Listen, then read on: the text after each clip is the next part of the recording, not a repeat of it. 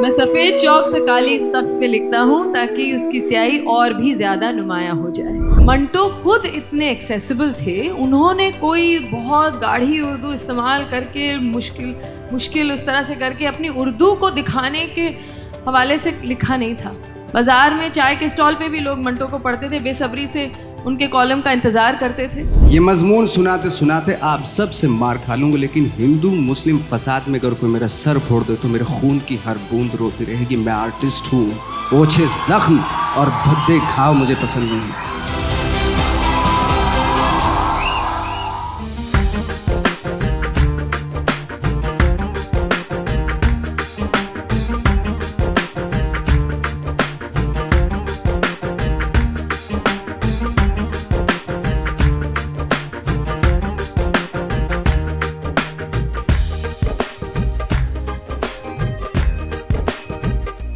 बहुत बहुत शुक्रिया इस महफिल में इस तरह से आने के लिए। सबसे पहला सवाल नंदिता आपसे है। 2008 फिराक, 2018 इंशाल्लाह मंटो। हाँ, 10 साल बाद ये फिराक मंटो के लिए जो आपकी थी वो कब शुरू हुई? मंटो से आपकी मुलाकात कब हुई और ये ख्याल कब जहन में आया कि आप मंटो को हमें दिखाएंगी? दोनों में दूरी काफ़ी थी। मंटो से पहली बार मैं मिली श्री राम सेंटर, यहीं जो पास में है, वहाँ पर एक नाटक हो रहा था और मैं तब कॉलेज में थी। और उसके बाहर जो एक छोटी सी एक बुक शॉप है, वहाँ जाके मैंने दस्तावेज़ का पूरा कलेक्शन ख़रीदा, जो 5 उसके जो एडिशंस हैं, और काफ़ी कहानियाँ पढ़ी। और हमेशा सोचती थी, जब एक्टिंग भी करने लगी तो सोचा कि मैं शॉर्ट फिल्म्स बनाऊँगी। पर एक फीचर फिल्म का आइडिया बहुत ही मतलब 2012 में ही आया, जब उनकी सेंटेनरी सेलिब्रेशन हुई। अचानक बहुत लोग उनके बारे में लिखने लगे और उनकी कहानियाँ नहीं पर उनकी अपनी ज़िंदगी के बारे में काफ़ी सारे आर्टिकल्स आने लगे। उन्होंने जो एसेज लिखे हैं, जब पढ़ने लगी तो मुझे लगा कि इनकी कहानियाँ ही नहीं, ये इंसान भी बहुत दिलचस्प है और बिल्कुल भी ऐसे नहीं लगा कि ये 70 साल पुरानी कहानी है। मंटो बहुत ही एक तो जाने पहचाने से लगा कि मेरे में जो थोड़ी बहुत मंटोइयत है वो कहीं पर उससे बात कर रही थी। बहुत सारे जो लोग मैं जिनके साथ मैंने काम किया है, जिनमें मंटो कूट कूट के भरा हुआ है, वो सारे मुझे याद आने लगे। तो फिर मैंने 2012 से उन पे रिसर्च करना शुरू किया। 3 साल उसमें लगे, उनकी बेटियों से मिली, लाहौर जाके उनके घर पे रही बहुत। और मंटो की वजह से मैं बहुत अच्छे लोगों से मिली हूँ। इस बात की सबसे ज़्यादा मुझे खुशी है कि उनके ज़रिए जिस तरह के लोग, क्योंकि मंटो को चाहने वाले कुछ अलग तरह के लोग होते हैं, उनमें एक अलग जुनून होता है, एक अलग सच्चाई होती है।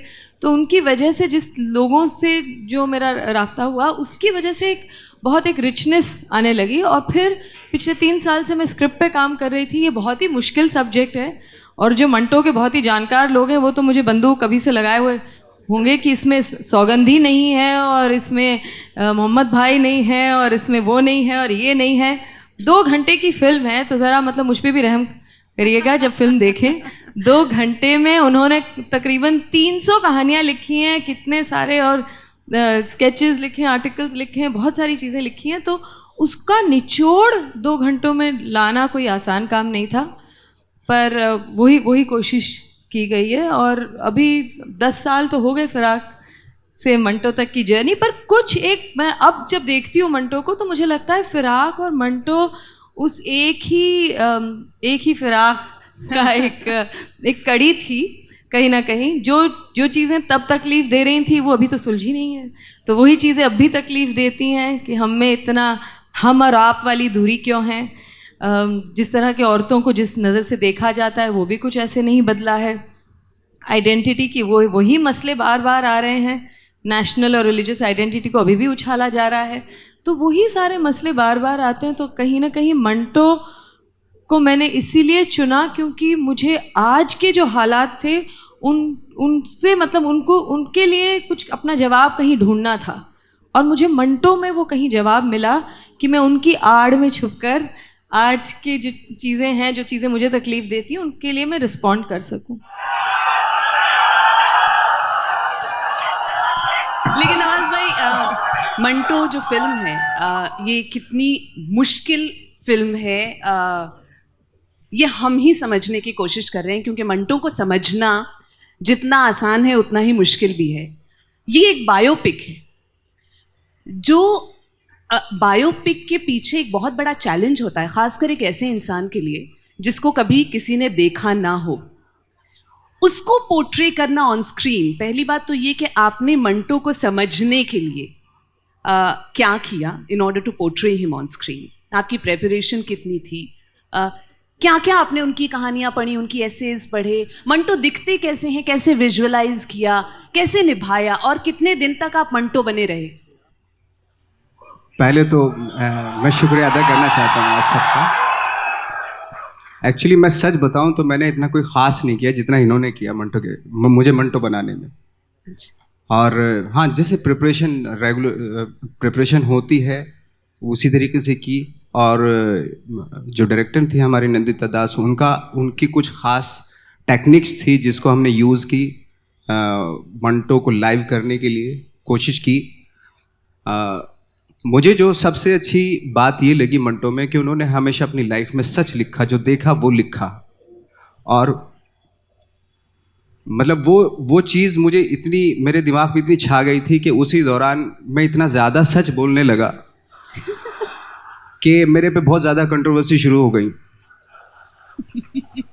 बाद में मुझे रियलाइज़ हुआ यार ये तो मैं बहुत ही थोड़ा संभल के रहना पड़ेगा, इतना ज़्यादा भी सच, क्योंकि क्या होता है कि सोसाइटी में राइट और रॉन्ग का हमेशा चलता है, लेकिन मंटो उससे भी आगे थे। मंटो हमेशा सच जो देखते थे वही लिखते थे और सच लिखते थे। आई थिंक सच, इसीलिए उन्होंने सोसाइटी को एक्सपोज किया। तो मेरे पे अफेक्ट बहुत हुआ एक्चुअली मंटो का। मंटो करने के बाद ये तो एडिटिंग में लग गई, लेकिन मैं जो था कराता रह गया एक्चुअली कि ये क्या करके चली गई मेरे साथ। तो ऐसा हुआ था। तो अभी तक मंटो आपके अंदर नहीं, अब मैं जितना जल्दी हो सके उसको निकालना चाहता हूँ, क्योंकि मुझे बहुत ट्रबल हो रहा है। ये ट्रबल अच्छा है, बल्कि इस तरह की तकलीफ होती रहे, सच की तरफ हम जाते रहे, ये तो अच्छी गुड प्रॉब्लम टू है। मतलब जैसे हम कहते हैं एक बार अगर मंटो ने एंट्री मार ली तो फिर नहीं निकलेगा वो, अब आप कितनी भी कोशिश कर लें। लेकिन नंदिता, मैं ये पूछना चाहूँगी, एक अफसाना निगार पे आपने एक फिल्म बनाई है, उनकी जिंदगी को एक अफसाने की तरह आप पेश करने वाली हैं। आपको डर है कि आप एक अफसाना निगार के सामने एक अफसाना लेके खड़ी हैं जो उसकी जिंदगी है? देखिए, डर से तो कोई काम शुरू नहीं किया जा सकता है, और ओवर कॉन्फिडेंस भी नहीं है, क्योंकि बहुत ही बड़ी चीज़ हम एक हस्ती को और एक उनके ख्यालातों को हम आगे सामने आप सबके ला रहे हैं। लेकिन ये एक नज़रिया है। मैं नहीं कहती कि यही एक तरीका है मंटो को दिखाने का, नहीं, ये मेरा एक सब्जेक्टिव नज़रिया है।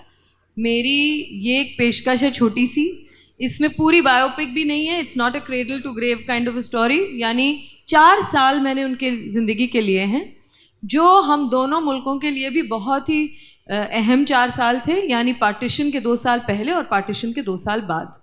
तो आप समझ लीजिए 46 to 50 का जो दौर है उसकी ये कहानी है। सो ऑफ कोर्स बहुत मुश्किल ज़रूर रहा, लेकिन मैं उससे कोई बहुत ज़्यादा ओवरवेल्म हो जाऊँ तो मैं काम ही ना कर पाऊँ। और मैंने कोशिश की है कि उनकी भी कहानी बताओ और उन्होंने जो कहानियाँ लिखी उसकी भी एक झलक दिखाऊं। आप में से कई मंटो को जानते हैं, पर ऐसे भी मुझे बहुत मिलते हैं जिन्होंने मंटो का कभी नाम नहीं सुना। वो कहते हैं कौन मिंटू, मंटो कौन है ये मोंटो? हाँ। इनके बारे में आप क्यों बना रहे हैं, 40s का क्यों कर रहे हैं? कुछ लोग कहते हैं आप प्रेमचंद पे आपने क्यों नहीं किया।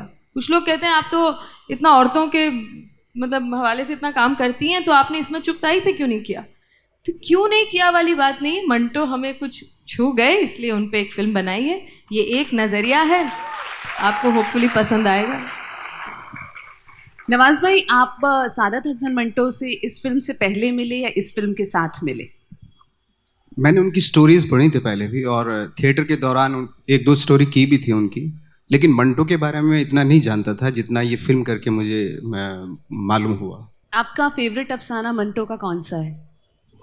बहुत सारे हैं, कोई मैं एक तो नहीं कह सकता हूँ क्योंकि एक पढ़ता था तो दूसरा लगता था कि ये उससे अच्छा है, ये उससे अच्छा है। काली सलवार, बू, मतलब कितने सारे अफसाने हैं उनके जो एक से बढ़ के एक हैं। जब आपका पहली बार वो लुक आया था कि this is how you would look as Manto, जब आपने पहली बार खुद को देखा था बतौर मंटो उस आईने में, आपको वाकई सच में अंदर से लगा था कि आपके अंदर कुछ बदल गया है as a character? Did you feel it at that point of time? Preparation करते हुए थोड़ा लगने लगा था, क्योंकि इस चारों तरफ इन्होंने माहौल मेरा ऐसा बना दिया था कि मुझे भी एक बार लगने लगा था कि थोड़ा सा आउट ऑफ टच हो गया था, मैं आउट ऑफ वर्ल्ड हो गया था। तो आसपास लोगों से जो दोस्त थे और जो फ़ोन वोन ये वो सब थोड़ा बालाए ताक रख दिया था मैंने उनको थोड़ा। तो थोड़ा सा उस वक्त पे लगने लगा था कि मुझे कि अब जो एक्चुअली सबसे डिफ़िकल्ट होता है कि उस सोच में जाना, उस थॉट में जाना जो मंटो का उस वक्त पे रहा होगा थॉट, वो बहुत मुश्किल था। और हमारा सबसे ज़्यादा हमने फोकस उसी चीज़ पे किया था। फिजिकली तो बहुत इजी होता है और डायलॉग डिलीवरी भी बहुत इजी होता है, लेकिन उसके थॉट को पकड़ना वो आई थिंक वो सबसे डिफ़िकल्ट होता है, और उसी को पकड़ने के लिए पूरा माहौल बनाया गया था। नंदिता, इस दौर में थैंकफुली ये वो दौर है जहाँ पे पैरेलल सिनेमा और कमर्शियल सिनेमा के बीच की जो लाइन थी वो काफ़ी हद तक ब्लर्ड है, लेकिन फिर भी मंटो क्या एक कमर्शियल मूवी है? क्या उसमें जिसको बोलते हैं मैस एलिमेंट है, या फिर आपने वही कैलकुलेटेड रिस्क लिया है जो आपने बहुत सारी अपनी मूवीज़ के साथ लिया है? कभी कैलकुलेशन आता ही नहीं है, तो मैथ्स में मैं बहुत कमज़ोर हूँ, तो कोई कैलकुलेशन नहीं किया, हमेशा दिल से काम किया, कुछ सही किया कुछ नहीं किया। तो ऐसा मैं तो पहली बात ये आर्ट और कमर्शियल के जो लेबल्स हैं उनसे थोड़ी सी तंग आ गई हूँ, क्योंकि कमर्शियल देखा जाए तो जो हमारे प्रोड्यूसर्स हैं वो चाहे इतना पैसा डाले चाहे इतना डाले, वो तो वापस चाहते ही हैं। तो उस हिसाब से तो हर फिल्म कमर्शियल है। आर्ट एक नज़रिया है, आप कितना ट्रू रहते हैं अपने कन्विक्शन के साथ, अपनी सोच, अपने विजन के साथ, उससे एक आर्ट बनती है। मंटो खुद इतने एक्सेसिबल थे, उन्होंने कोई बहुत गाढ़ी उर्दू इस्तेमाल करके मुश्किल उस तरह से करके अपनी उर्दू को दिखाने के हवाले से लिखा नहीं था। वो बल्कि चाहते थे कि हर आदमी उसे पढ़े, और हर आदमी पढ़ता था। ये सिर्फ लिटरेरी सर्कल्स के लोग मंटो को नहीं पढ़ते थे, बाज़ार में चाय के स्टॉल पे भी लोग मंटो को पढ़ते थे, बेसब्री से उनके कॉलम का इंतज़ार करते थे। तो ये फिल्म, इस फिल्म की स्पिरिट भी मंटो की स्पिरिट है एक तरह से, कि मैं भी उसको एक्सेसिबल सब लोग देख सके। और हम ये क्यों सोचते हैं कि हम लोग जो ज़्यादा पढ़े लिखे हैं या हम अपने आप को एक पर्टिकुलर क्लास के मानते हैं या इंटेलेक्चुअल मानते हैं, तो हमारा एरोगेंस है कि हमें ये बात समझ आ जाएगी, ये आम लोगों को थोड़ी समझ आएगी। पर मेरे हिसाब से एक फिल्म अच्छी वो होती है जो दिल और दिमाग दोनों को किसी तरह से झंझोड़ दे, हिला दे, और आपको पता भी ना चले कि आप दिमाग से सोच रहे हैं कि दिल से सोच रहे हैं। आपको बस एक कहानी सुनाई जा रही है, और वो अगर आपके अंदर उतर जाए, आपको उसमें कुछ कुछ लगने लगे, तो बस वही एक फिल्म का काम है। मंटो भी खुद ये कहा कि वो अपने अफसानों को एक आईना समझते थे जिसमें लोग अपने आप को देख सके, और वो कहते थे अगर किसी बुरी सूरत वाले को आईने से ही शिकायत हो जाए तो उसमें मेरा क्या कसूर। तो हमने भी वही कोशिश की है, एक बस आईना दिखा रहे हैं हम, हमारी अच्छाई बुराई, हमारी जद्दोजहद, उस सब का एक ये आईना है।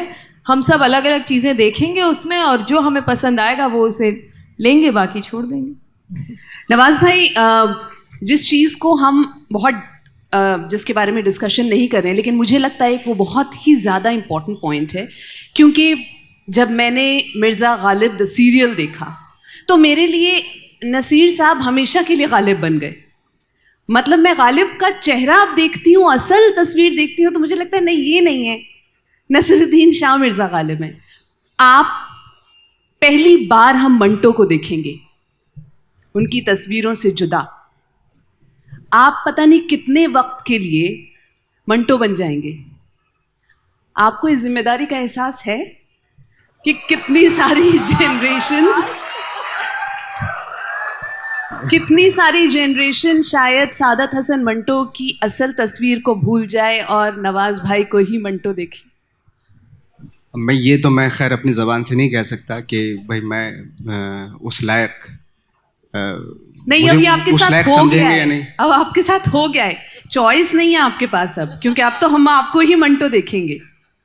तो आपको मंटो पता नहीं कितने साल तक निभाना पड़ेगा, जिसको आप निकालने की कोशिश कर रहे हैं। मैं क्या बोलूँ इसके बारे में? नहीं, मेरे हिसाब से तो ये बात सही है कि आई थिंक अब जब मंटो की तस्वीर आएगी तो नवाज़ की तस्वीर ज़रूर आएगी। पर नवाज़ की यही खासियत है कि जब आप उनको अलग अलग कैरेक्टर्स में देखते हैं तो वही इंसान लगने लगते हैं, वो ढल जाते हैं उसमें। और मेरे ख्याल से इसके बाद भी वो बहुत अच्छा काम करेंगे, दूसरी भी कई फिल्में करेंगे और उसमें भी उतनी बखूबी, वो बिल्कुल ही कुछ मतलब ये डॉन भी बन जाएंगे और वो सड़क के चले चपाटे जैसे जो होते हैं मुन्ना माइकल टाइप भी बाल वाल यूँ करके नाचेंगे भी और आपको वो भी लगेंगे। पर मैं सिर्फ इतना कहूँगी कि ये बात नवाज़ ने जो अभी कहा कि कभी कभी उनको बहुत तकलीफ होती थी, कभी कभी मुझे एकदम फ़ोन करके कहते भी थे कि क्या कर दिया है तुमने मुझे, अभी मुझसे अब दूसरा ये सब काम नहीं होता है, मुझे और दूसरी फिल्में नहीं करनी है, मैंने कुछ पैसे जो साइनिंग अमाउंट लिया था वापस कर दिया। तो ये चीज़ मैं तो उनको बल्कि इंकरेज करती थी मैं कहती थी बिल्कुल ये तो बहुत बड़ी जिम्मेदारी है। और जैसे आपने कहा कि एक बार मंटो घुस जाए तो वो निकल नहीं सकते, अगर हम उन्हें ज़बरदस्ती निकालें तो ये हमारी बदकिस्मती है। बट आई थिंक मंटो को इन्होंने कहीं एक डाल दिया। और मैंने अपने सब क्रू मेंबर्स को, सिर्फ एक्टर हैं इसलिए नहीं, हम बहुत सारे 100 लोग एक साथ काम करते हैं, और मैंने सबको यही कहा था कि ये फिल्म अगर आपको एक बुनियादी तौर से अगर आपको हल्का सा भी नहीं बदलती तो फिर इस फिल्म को करने का कोई मतलब नहीं है। तो मुझे उम्मीद है कि देखने वालों को भी कहीं ना कहीं ये थोड़ा सा अगर छू जाए तो तब मानेंगे कि हमारी फिल्म का कोई मतलब फ़ायदा हुआ बनाने। तो नवाज़ भाई, ये सब्जेक्ट इतना इंटेंस था जब आप शूटिंग कर रहे थे मंटो की, तो नॉर्मली हम पढ़ते हैं कि एक्टर्स 2-3 फिल्मों की शूटिंग एक साथ करते हैं, तो क्या आप उस दौरान किसी और फिल्म की शूटिंग कर पाए? बिकॉज ये जो रोल है। नहीं, मैं दूसरी फिल्म की शूटिंग तो नहीं कर रहा था, मैं सिर्फ मंटो ही कर रहा था उस वक्त। हाँ, सो ओके। झूठ झूठ झूठ। कौन सी फिल्म? मैंने कौन सी फिल्म की थी? मुन्ना माइकल और मंटो में थोड़ा वो तो ऐसे- बाद की बात है। मुन्ना माइकल के बाल ऐसे कटे हुए थे, मंटो के ऐसे हो रहे थे, तो हमारे कुछ तकलीफें तो उठानी पड़ी। ये मुन्ना लेकिन- माइकल है कि मंटो? आई थिंक मंटो में ज़्यादा थे, अच्छा। कहना पड़ेगा मुझे, ये सच में कह रही हूँ कि मंटो में ज़्यादा थे। लेकिन स्टार होने के कुछ प्रॉब्लम्स भी होते हैं जो हमने झेले, साथ मिल के झेले। सच कहना है भैया, अब तो याद अब है ना, मंटो हैं। अब झूठ बोलने के वो ज़माना गया, अब सच कहना है, चाहे पब्लिक में हो चाहे प्राइवेट में हो। तो आई थिंक थोड़ी मुश्किलें तो आई। नवाज़ भाई, मूवी का कोई एक डायलॉग मंटो स्टाइल?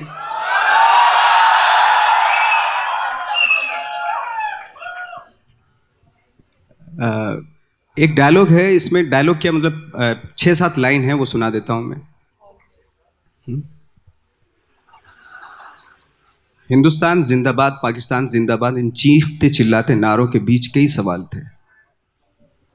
मैं किसे अपना मुल्क कहूँ, लोग धड़ाधड़ क्यों मर रहे थे, इन सब सवालों के मुख्तलिफ जवाब थे। एक हिंदुस्तानी जवाब, एक पाकिस्तानी जवाब, एक हिंदू जवाब, एक मुसलमान जवाब। कोई इसे 1857 के खंडर में ढूंढता है तो कोई इसे मुगलिया हुकूमत के मलबे में टटोलने की कोशिश करता है। सब पीछे देख रहे हैं, लेकिन आज के कातिल लहू और लोहे से तारीख लिखते जा रहे हैं।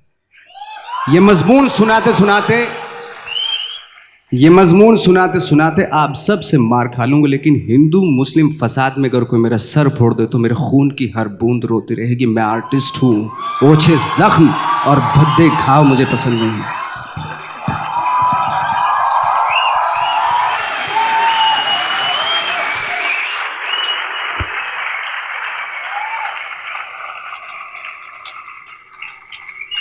नंदिता, जिस दौर में आप मंटो को रिलीज़ करने वाली हैं, अब ये एक ऐसा सवाल है जो मेरे ख्याल से यहाँ हर इंसान जो मौजूद है आपसे पूछना चाहता है। मैं सिर्फ पद्मावती का जिक्र करूँगी और आपसे पूछूंगी, आपको डर लग रहा है?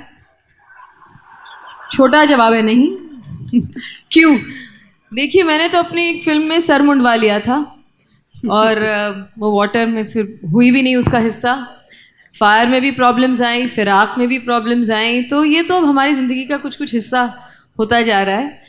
पहली बात तो हम कोई फिल्म आती है उसको पहले ही कंट्रोवर्शियल बना देते हैं पद्मावती जैसी फिल्म जो एक तरह से ग्लोरीफाई करती, कम से कम ट्रेलर देख के और लोगों जिन्होंने देखा है वो तो बल्कि राजपूत वैलर को ग्लोरीफाई करती, उसमें अगर प्रॉब्लम्स आ गई तो अगर ऐसे हम डर के करें तो हमें कुछ भी नहीं करना चाहिए। हमें ना गाना गाना चाहिए, ना हमें कोई मजमून लिखना चाहिए, या हमें फिल्में बनानी चाहिए, कुछ भी नहीं कहना चाहिए।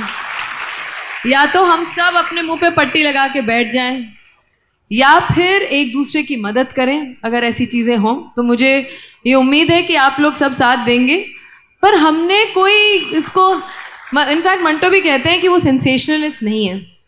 उनका एक वो डायलॉग है ना कि मैं सेंसेशनलिस्ट नहीं, हंगामा पसंद नहीं। मैं सफ़ेद चौक से काली तख्त पे लिखता हूँ ताकि उसकी स्याही और भी ज़्यादा नुमायाँ हो जाए। तो हमारी कोशिश यही है कि हम बस धीरे से सफ़ेद चौक से लिखने की कोशिश कर रहे हैं ताकि जो असलियत है वो और भी ज़्यादा उभर के आ जाए, और हमारा इसके अलावा कोई दूसरा एजेंडा नहीं है।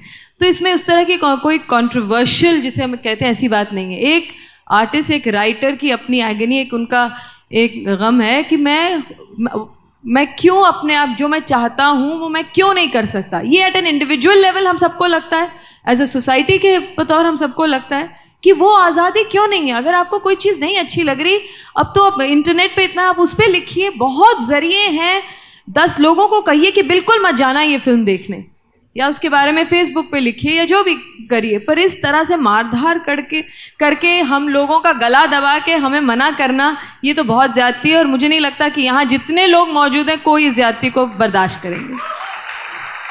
जिसके साथ ये भी सच है नंदिता कि जिस नाकाबिले बर्दाश्त सोसाइटी का जिक्र मंटो ने किया था, उसी समाज में उन्होंने जब लिखा तो उनका नाम नहीं हुआ। आप भी उसी नाकाबिले बर्दाश्त समाज में अपनी फिल्म को रिलीज़ करने वाली हैं। तो क्या ये एंग्जाइटी, क्या ये एप्रीहेंशन आपके अंदर है? उनके अंदर थी नहीं। नहीं, आई थिंक आप वो उस एंग्जाइटी से आप शुरुआत कर ही नहीं सकते। अगर आपके अंदर वो तकलीफ इतनी ज़्यादा हो कि मुझे ये बात कहनी है और मुझे एक ज़रिया दिया जा रहा है, मैं तो बहुत अपने आप को खुशनसीब समझती हूँ कि ये ज़रिया, जबकि बहुत चैलेंजेस आए इस फिल्म को बनाने में, आसान तो बिल्कुल भी नहीं था, लेकिन फिर भी ये कहानी, ये अफसाना, ये फिल्म मैं आपके सामने रख पा रही हूँ, मुझे ये मौका मिल रहा है, यही एक अपने आप में इतनी बड़ी चीज़ है। तो वो कन्विक्शन नहीं होगा तो फिर करेज को आपको ढूंढने की ज़रूरत नहीं है। अगर आप में कन्विक्शन होगा तो वो हिम्मत खुद ब खुद आती है। वो तो कई बार उनके लिए भी बहुत मुश्किल था, क्योंकि वो अपनी फैमिली को बहुत चाहते थे, अपने बच्चों को, अपनी बीवी को। वो नहीं चाहते थे कि कोई उन पे किसी भी तरह का कोई आँच आए, लेकिन वो सच भी उतना ही बोलना चाहते थे। वो अपने आप को नहीं रोक पाए ऑलमोस्ट। वो कहते थे कि अगर आप मेरे अफसानों को बर्दाश्त नहीं कर सकते तो इसका मतलब ये है कि ज़माना ही नाकाबिले बर्दाश्त है। तो वो उस लेवल का अगर कन्विक्शन हो तो डर का तो मैं कभी सोचती भी नहीं। लोग मुझे बहुत ये पूछते हैं क्योंकि हम पहले उसके अंजाम को सोचते हैं। मैं इस कन्विक्शन से चल रही हूँ कि इस कहानी में हर इंसान, उसको हम अच्छा बुरा वो हम ना सोचते हुए, हर इंसान को कहीं ना कहीं ये छू जाएगी। मंटो में वो ताकत है, और अगर वो छू गई तो फिर उस तरफ हम जाएंगे ही नहीं कि उसको हम कंट्रोवर्शियल बनाएं। हम अपनी उस तकलीफ से इतना जूझ रहे होंगे कि शायद उसको कंट्रोवर्शियल बनाने की हमें ज़रूरत ही नहीं महसूस पड़ेगी उन लोगों को भी। नवाज भाई, मंटो हिंदुस्तान पाकिस्तान दोनों की विरासत हैं। अदब के लोग आपको बहुत ही, जिसको बोलते हैं, चील वाली आंखों से देख रहे होंगे कि मंटो का किरदार आप प्ले करने वाले हैं। क्या अंदर कुछ डर है या डर के आगे जीत है? उस क्रिटिकल प्रेशर का कि जब अदब के लोग, लिटरेचर के लोग जो मंटो को अंदर बाहर जानते हैं, जब वो उस फिल्म में आपके किरदार को देखेंगे तो बहुत सारे क्रिटिक्स हैं जो कि हो सकता है आपके पीछे आए। लेकिन क्रिटिक्स जो होते हैं वो, आई थिंक जो भी देखेगा वो ऑनेस्टी, हमने ट्राई की है ऑनेस्टी। मंटो की जो ऑनेस्टी थी as an actor, as a director, हमने अचीव करने की कोशिश की है उस कैरेक्टर में जो मंटो की ऑनेस्टी थी। और ऑनेस्टी के सामने क्रिटिक्स क्या कोई भी आ जाए, क्या फ़र्क पड़ता है? नंदिता, मंटो की शूटिंग हिंदुस्तान पाकिस्तान दोनों में हुई है? काश नहीं। ये उस वक्त जब मैं शूट करने वाली थी वहाँ मैंने बल्कि लाहौर में पूरी एक टीम भी बना रखी थी, तभी ये सारा मसला सामने आया कि पाकिस्तानी एक्टर्स को हम नहीं अलाउ करें वगैरह। तो बहुत ही मुश्किल हो गया, हमें उसके लिए इंश्योरेंस नहीं मिली, क्रू के बहुत सारे लोग घबरा गए, तो हमें हिंदुस्तान में ही ढूंढना पड़ा अपना लाहौर। पर मेरे कुछ जान पहचान के लोग थे लाहौर में जिन्होंने बहुत मदद की मुझे। ऐसे भी कुछ लोग जिनको मैं अभी तक मिली भी नहीं हूँ, जो सिर्फ ईमेल से जिन्होंने लिखा था। कई ऐसे लोग बल्कि मुझे लिखते थे कि आप मंटो पे फिल्म बना रही हैं तो हम कुछ मदद कर सकते हैं क्या, हम कुछ। कई लोग जुड़े भी हैं यहाँ पर, बिमल चड्डा साहब बैठे हैं, उन्होंने मुझे लिखा, जो श्याम चड्डा जो एक्टर थे, जो मंटो के बहुत अच्छे दोस्त थे, जिनके बारे में मंटो ने लिखा भी है, मुरली की धुन जो एक वाक़या उन्होंने लिखा था। तो बिमल साहब ने मुझे ऐसे ही ख़त एक ईमेल भेज दिया। उस तरह से कई लोगों ने मुझे लिखा। एक सईद अहमद साहब हैं, लाहौर में रहते हैं, जिनसे मैं आज तक नहीं मिली, उन्होंने मुझे बहुत मदद की। यहाँ सलीमा आपा पता नहीं आई हैं, सलीमा हाशमी अगर हों, वो कह रही थी आएंगी। फैज़ साहब की बेटी जो बहुत अच्छा काम कर रही हैं, ख़ुद आर्टिस्ट हैं, उन्होंने मेरी मदद की जब मुझे फैज़ साहब का कुछ चाहिए था। तो बहुत जाने पहचाने अनजाने लोगों ने इसको बिल्कुल अपनी फिल्म मान के इसमें हिस्सा लिया है। तो मैंने कुछ जगह जो हमने शूटिंग जो इंडिया में की उसकी कुछ तस्वीरें मैंने भेजी थी लाहौर में, और उन्होंने एक बहुत बुज़ुर्ग आर्किटेक्ट को तस्वीर ये सईद साहब ने दिखाई और कहा देखिए ये लाहौर की तस्वीरें, बताइए कौन कौन सी जगह है। उन्होंने सारे नाम लिख के भेज दिए, ये गली है, ये इनका मकान है, ये जगह है। तो मैं तो बहुत खुश हो गई। मैंने कहा अरे जब लाहौरी खुद कह रहे हैं कि ये लाहौर की जगह है तो हम कौन है कहने वाले कि लाहौर में नहीं है। तो होपफुली लाहौरी भी ज़्यादा मुझसे नाराज़ नहीं होंगे। तो कल रात जो है नुज़हत मंटो की जो दूसरी बेटी हैं उनसे मेरी गुफ्तगू हो रही थी। मैंने उनसे भी पूछा था कि अगर आप कुछ सवाल पूछना चाहती हैं, तो सबसे पहले तो उन्होंने आपसे यही पूछा है कि लाहौर बनाने में ज़्यादा दिक्कत तो नहीं हुई? वो भी मेरा एक रिसोर्स है। मुझे रोज़ सुबह नुज़िया आपा, जिन्हें मैं नुज़िया आपा कहती हूँ, वो रोज़ सुबह उनका एक गुड मॉर्निंग और एक मैसेज आ जाता है। और कभी कभी अगर मैं ज़्यादा मसरूफ़ हो गई और शाम तक मेरा जवाब नहीं हुआ तो फिर लिखती है हाँ तुम तो बहुत ही बिज़ी होगी, हम ही वेले बैठे हैं। तो हाँ मुश्किल तो हुई, क्योंकि जब बहुत ख्वाहिश हो कि हम लाहौर जाके करेंगे, मतलब आप सोचिए पाकिस्तान में कोई भी ऐसी फिल्म जो वहाँ सेट हो, जो इंटरनेशनल फिल्म हो, या इंडियन फिल्म भी कई हुई हैं, अर्थ जिसमें मैंने खुद काम किया था एज एन एक्टर, वो भी पाकिस्तान की फिल्म थी, वहाँ शूट नहीं हो पाया। तो इसीलिए वो तो ज़रूर ख्वाहिश थी कि हम वहाँ जाके करें, उसकी ऑथेंटिक जगह। मैंने सारी जगह देख के मैं आई थी, लक्ष्मी मैंशन जहाँ पर मंटो साहब थे, और वो सारे चौक और वो गलियाँ। तो दुख तो ज़रूर हुआ, लेकिन कोशिश की। अब आप जब फिल्म देखेंगे तब बताइएगा। नवाज़ भाई, आपसे पूछना चाहती हूँ, मंटो ने हमेशा कहा, और आपने ये बात कई बार कही, कि सच को सच बोलो। नहीं, वाकई ये सवाल बहुत ज़रूरी है, क्योंकि मुझे लगता है हम सब हर वक्त सच बोलना चाहते हैं, मगर हम डरते हैं, और ये डर मिसप्लेस नहीं है। तो आप उस पर क्या बोलना चाहेंगे? बताओ, आपने तो इतने दिन मंटो को निभाया। हाँ, ऑफ कोर्स डर तो होता ही है सच बोलने में पूरी तरीके से। जैसे कभी कभी होता है कि भाई इतना ज़्यादा सच मत बोलो, थोड़ा सा बोल दो, है ना, जो कंप्रोमाइज़ वाला जो चलता है ना कि मैंने एक किताब लिखी थी, अपनी लिखवाई थी, तो उसमें मैंने इतना सच बोल दिया, तो हमारी डायरेक्टर साहिबा ने बोला इतना सच नहीं बोलना चाहिए था। ये नहीं बोला था, मैंने कहा था पब्लिक अपॉलॉजी दे दो। हाँ, तो वो मैंने दे दी। तो मुझे बाद में लगा कि मैंने ये खुद सोचा, एक्चुअली मैंने खुद सोचा कि यार कि सच में भी अगर ये होने लगा, मैं ये सारी चीज़ें खुद से सोच रहा था, सच में भी अगर ये होने लगा कि थोड़ा सा इतना छुपा लो, उतना बोल दो, थोड़ा प्रिटेंड कर दो, थोड़ा ये कर दो, आई थिंक फिर वो अपने अपने हिसाब से अपने अपने लेवल पे सबको बोलना चाहिए। आई थिंक मुझे तो लगता है कि बोलना चाहिए, सच बोलना चाहिए, आखिर में सच की ही जीत है। चलें, आपने हिम्मत बढ़ाई है तो बोलेंगे। नंदिता, आपने तो सारे अफसाने मंटो के पढ़े। मैं ये समझ, सारे नहीं पढ़े। सारे नहीं पढ़े? अच्छा, लेकिन 300 अफसाने नहीं पढ़े। क्या हमें अफसाने भी देखने को मिलेंगे उस फिल्म में, या सिर्फ मंटो की जिंदगी होगी? क्या कहीं हमें टोबा टेक सिंह मिलेंगे? मतलब ये सारे सवाल हैं। नहीं, देखिए, बिल्कुल, अगर आप किसी म्यूजिशियन या म्यूजिक कंपोजर के बारे में फिल्म बनाते तो क्या उनका गाना आप नहीं सुनते? बिल्कुल सुनने की ख्वाहिश होती।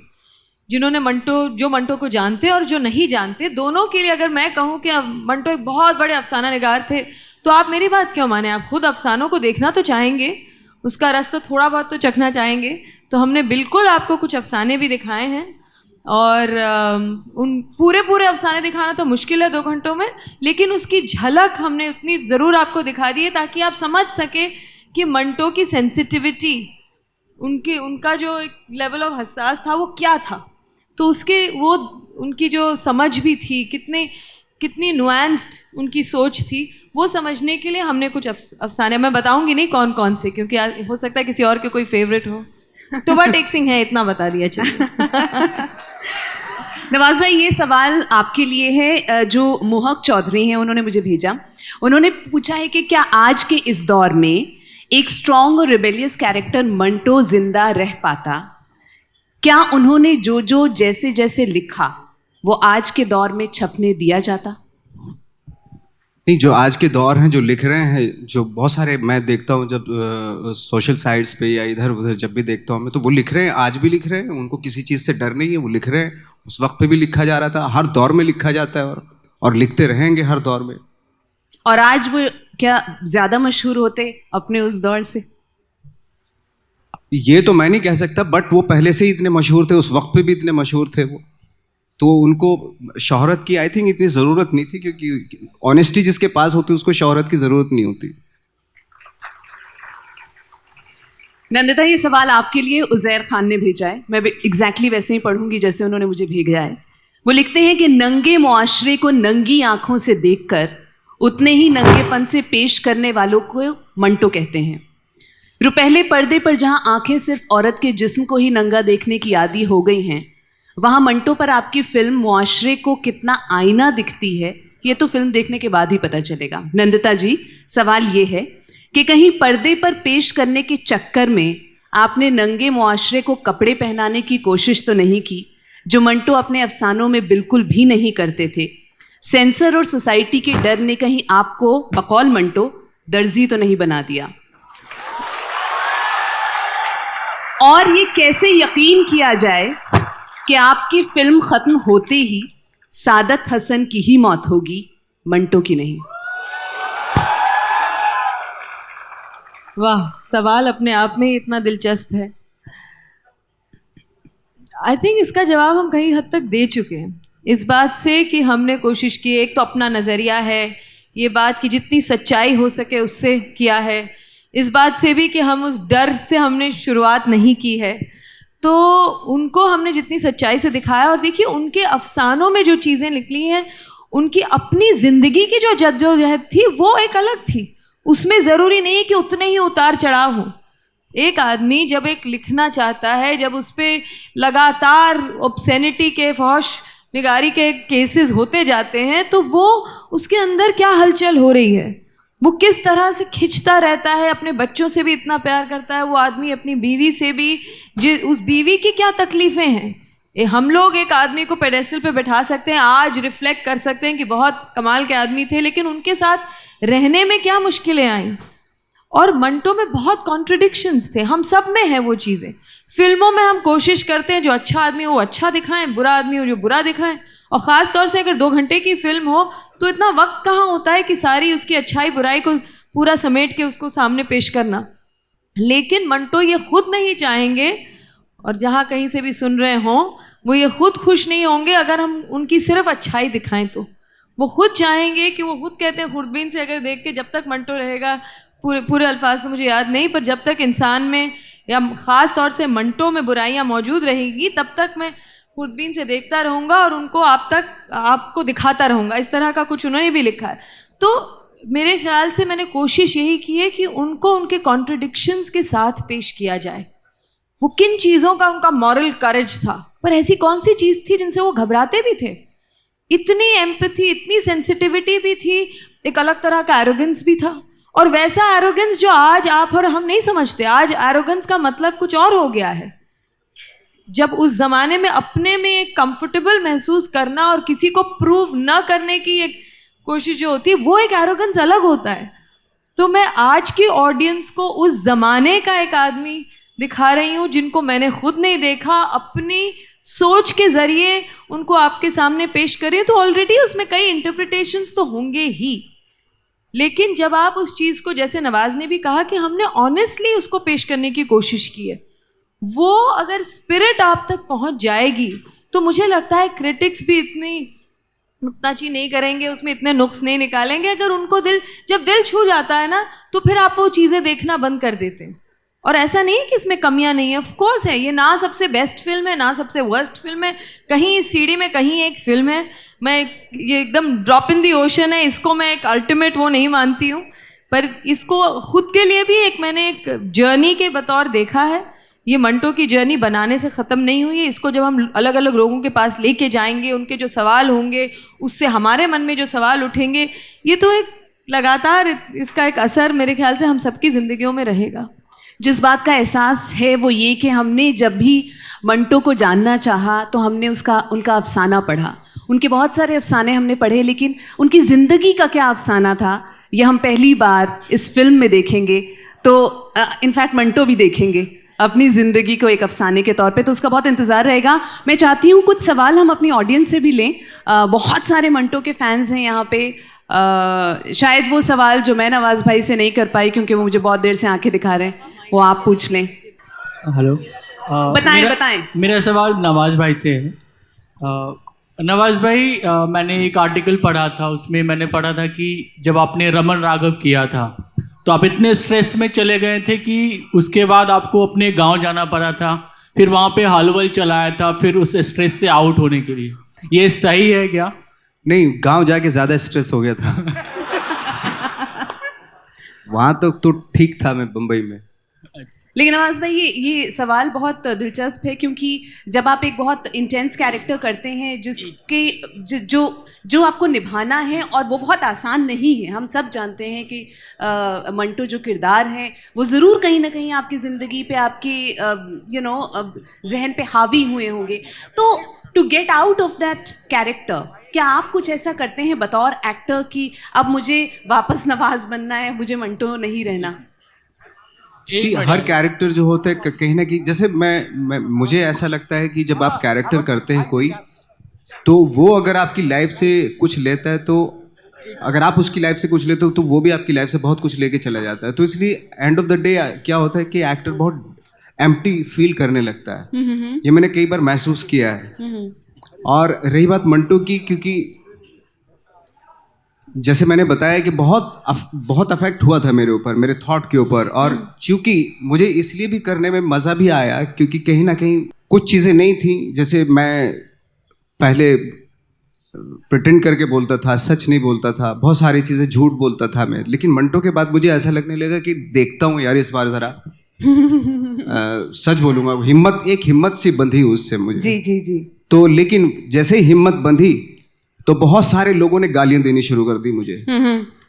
तो मेरे बहुत खास दोस्तों ने मुझे गालियां देनी शुरू कर दी। तू पागल है, ये है, वो है, इस तरह की चीज़ें करनी शुरू, बेवकूफ़ है क्या, ये वो सब। तो मुझे लगा कि यार गलत इंप्रेशन पड़ जाएगा। जहाँ मैंने इतने सालों अपनी एक ऑनेस्टी, ईमानदारी, लोग मुझे बोलते हैं यार डाउन टू अर्थ है, हालांकि मैं हूँ नहीं। बहुत ही सिंपल है, जो मैं हूँ नहीं। तो इतने सालों तक मैंने एक इमेज बनाई है, और मैं जैसे ही ऑनेस्ट होने पे आया तो एकदम मुझे गालियां पड़ने लगी। तो मुझे रियलाइज हुआ यार ये तो बहुत महंगी पड़ रही है, मुझे ऑनेस्ट होना बहुत महंगा पड़ रहा है। तो अभी मैं फिलहाल इस पशुपेश में हूं कि मैं ऑनेस्ट रहूं। मेरा एक क्वेश्चन, तो मेरा थॉट चल रहा है अभी मैं उस कश्ती के उस मझधार में हूँ एक्चुअली, कि मैं सोच रहा हूँ अभी फ़िलहाल, मैं किसी नतीजे पे नहीं पहुँचा हूँ कि मैं सच बोलूँ इसके बाद या वापस से फिर वही नवाज बन जाऊँ। ये कश्मकश, इस कश्मकश को ही मंटो कहते हैं, और ये कश्मकश बड़ी अच्छी सी कश्मकश है। हम सवाल नहीं, मेरा एक क्वेश्चन ननिता मैम से है, और ये हमारा आखिरी सवाल होगा। आप कहाँ हैं? मैम है। मंटो ने अपनी बुक में भी लिखा हुआ है कि जब वो बॉम्बे से लाहौर चले गए थे तो उन्होंने लिखा हुआ है कि मैं कहाँ ये आ गया हूँ, मुझे लग नहीं रहा है कि ये जो मैं था वो यहाँ पे अपने आप को फील कर पा रहा हूँ। आपको लगता है कि इतने कम एज में 45-46 की एज में उनकी डेथ हो गई थी? 42। अगर वो बॉम्बे में ही रहते, अगर वो पाकिस्तान ना जाते तो उनकी एज कुछ और आगे बढ़ सकती थी या फिर कुछ और ज़्यादा दिन तक वो जी सकते थे? देखिए, ये कहना तो बहुत मुश्किल है क्योंकि जो पार्टीशन उन्होंने बहुत उसको पर्सनली लिया। सबसे ज़्यादा तकलीफ़ तो उन्हें इस बात से हुई कि जिस तरह का बंटवारा हुआ, जिस तरह की चीज़ें लोगों के अंदर से निकलने लगी, इसीलिए उन्होंने पार्टीशन पे बहुत सारी कहानियाँ लिखी हैं। तो वो उस गम को साथ लेके ही गए थे। शायद बम्बई में होते तो वो गम तो रहता ही। हाँ, वो अपने आप को कहते थे मैं चलता फिरता बम्बई हूँ। कई बार कहते थे कि अगर आप बम्बई वहाँ चला जाए तो हो सकता है उसके पीछे पीछे मैं भी चल पड़ूँ। उन्हें कभी नहीं ऐसा लगा था कि वो जाएंगे पाकिस्तान। पर इसको हम इतना सिंप्लीफाई करके नहीं कह सकते कि वो लाहौर गए उसकी वजह से ही उनकी मौत इतनी जल्दी हो गई। ये कहना बहुत ही, इस चीज़ को सिंप्लीफाई करके कहना होगा। और ये तो हम लोग सब इमेजिन कर रहे हैं कि ऐसा होता तो क्या होता, तो ये कहना मुश्किल है। बट वो कोई भी आदमी जब बहुत सेंसिटिव होता है तो उसे तकलीफ़ तो होती है, और वो ये तकलीफ़ें बहुत पेचीदा होती हैं। हम लोग जो दूर से देखते हैं हर चीज़ को एक डब्बे में डालना चाहते हैं, ये है या ये है, ये भी है और ये भी है। तो मेरे ख्याल से इसका जवाब तो वही दे पाएंगे, या वो भी शायद नहीं दे पाए क्योंकि आप तो एक इमेजिन कर रहे हैं एक सिचुएशन को। पर उन्होंने उस वक्त भी बहुत सारी उस तरह की कहानियाँ लिखी, अफसाने लिखे।